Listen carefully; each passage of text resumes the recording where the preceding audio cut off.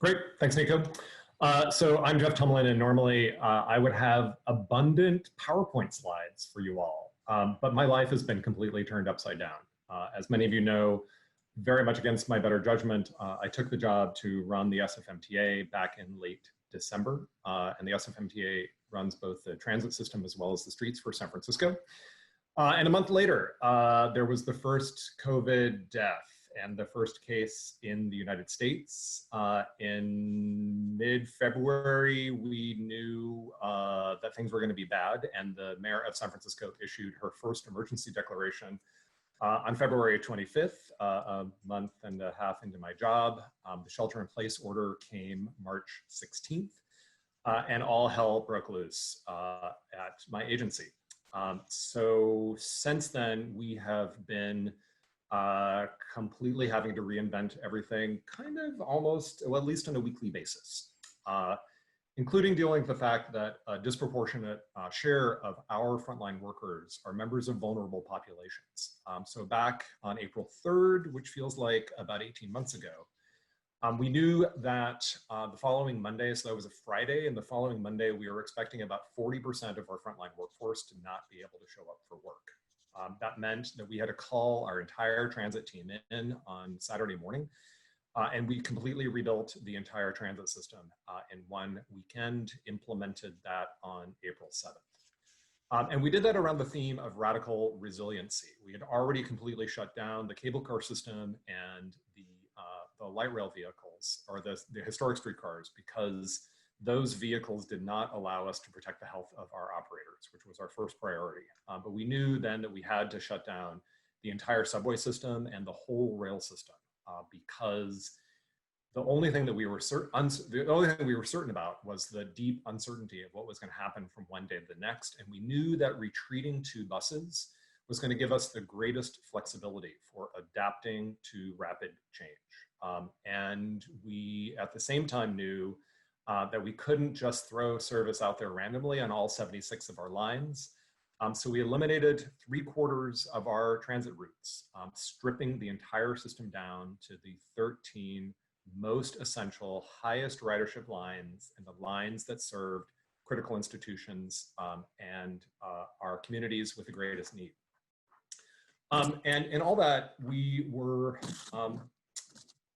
strangely more successful than we had expected, in part because of our really blunt communication and the fact that we have been consistently rooting all of our communication in 3 key themes.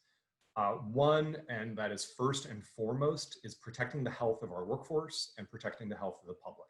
Everything that we're doing is within the context of the guidance of our Department of Public Health.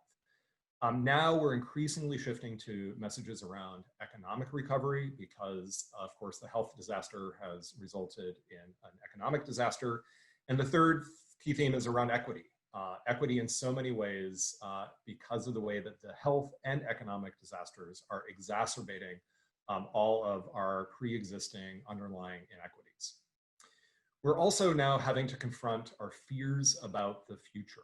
As other speakers have said, as we've watched, particularly the East Asian cities, as congestion rapidly increases to levels never before seen, that congestion will be the primary brake on our economic recovery.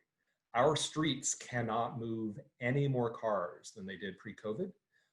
And if people retreat in a fear-based way to driving, it means the transportation system will move half the number of people that it should be. And our cities will not be able to recover if that's the case. We're also deeply afraid of a new resurgence in the virus. And so we're having to double down on health protections. We're afraid of the economic fallout. Most of my sources of revenue are down between 85 and 100%. We're trying to deliver service and also avoid catastrophic layoffs at the same time. We're deeply afraid of the way that our most vulnerable populations have been harmed the most. But the thing actually that we're most afraid of is the emotional toll of this, this phenomenon on the public and on our workforce. Almost every day, I have somebody cry in my office or on the phone. Like, that's the emotional reality of the people that I'm working with. who are dealing with their children being at home, they're dealing with vulnerable members of their families, and they're dealing with sheer exhaustion because all of us are working 80-hour weeks, pretty much my entire team. I have never in my entire career, all of which has been in the private sector, seen people work as hard as they have in public agencies through this crisis. So we have to deal with the emotional reality that our workforce is facing. We're also, as a result, developing a series of strategies in order to get ahead of the problem.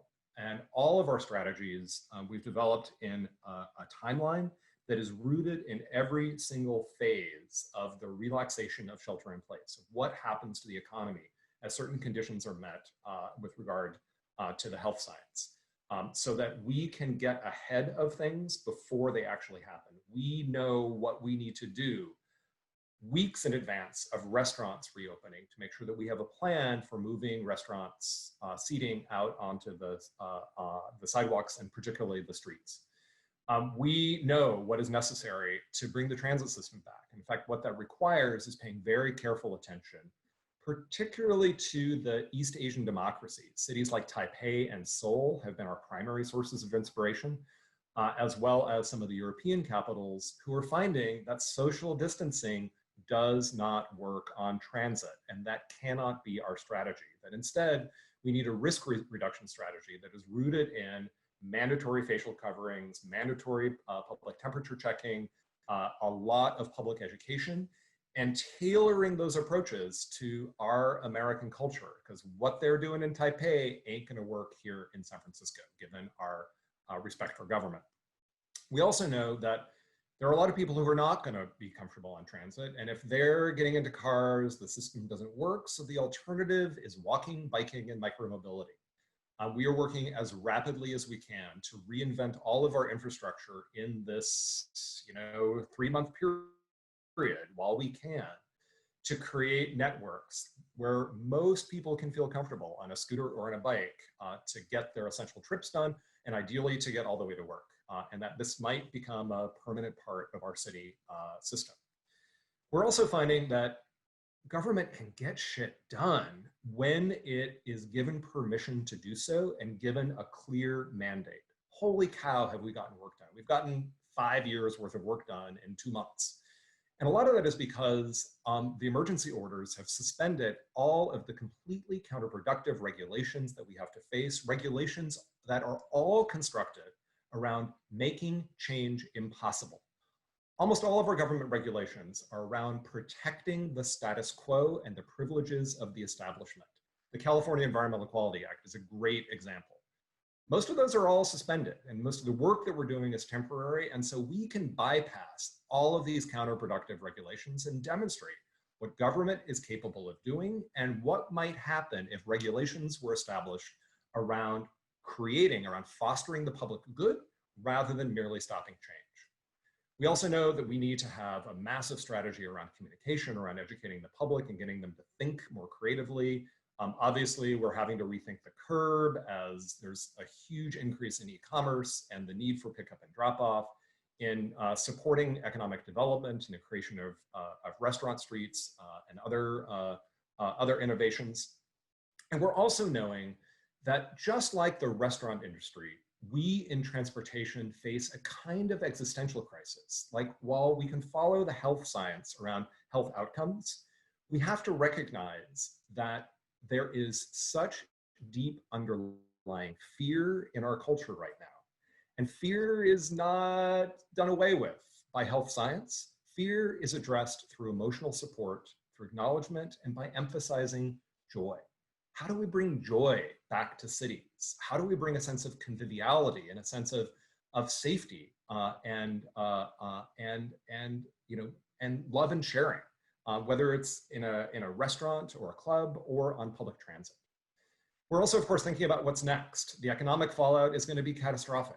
It's going to be catastrophic for government agencies, for small businesses. It's going to result in a concentration of capital with the big boys. There's going to be even worse fallout around technology in the mobility sector. As all mobility tech is suffering, there's going to be greater pressure for them to concentrate on more exquisite convenience for the privileged rather than providing essential services for cities. There's also going to be increased pressure for the creation of monopolies that will stand against customer convenience and the public good. So we're going to need to have even stronger collaboration with tech to help them survive, but also to survive in a way that they can support the public good. The thing that I'm actually most concerned about, though, is the social fallout, the way in which the fear that has arisen from this crisis and the fact that we're all having to shelter in place is exacerbating all of the toxic, narcissistic tendencies that we see in social media, the tribalism, the lack of compassion, and the widening gap between those who are connected and those who are not.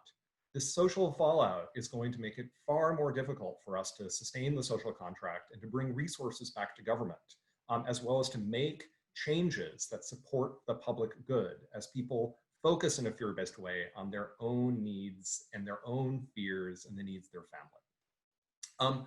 But finally, I'll leave you, and I guess I'm over time anyways. One of the most important things that all of us have to remember is this time period is emotionally exhausting. People are stressed, people are impatient, people are afraid. We have very little control over so much in our lives right now. One thing that we do have control over is how kind and patient we are with each other, and more importantly, how kind and patient we are with ourselves. Don't forget that this is exhausting and terrifying. Don't forget that you have a limit to the amount that you can give. Give what you can and take care of yourselves. Remember that it is essential that you put on your own oxygen mask before helping others around you. Thank you. I think I just heard applause communally from around the world here, hearing that. I feel like I've been cleansed. Thank you. Thank you, Jeff. Do you have time for a question? I know we're running a little bit over. Yeah, I have time for a couple questions. I've got a planning meeting after this. One quick question to love to get your thoughts on. What do you see as the potential changing role of government in all this? You talked about some of the opportunities that transit's going to be. All these other modes of transportation might be things that we need to put together with transit to make it work. That implies some kind of changes with how public and private are working together. What do you see as the role of government in all this? Well, I think it's what almost all municipal governments around the world have demonstrated is just how much shit we can get done if we're given permission to do so, and if we have a clear objective in mind. So for us, it has really helped to have this sense of clarity of purpose. We've got to protect our workforce. We have to deal with the economic fallout.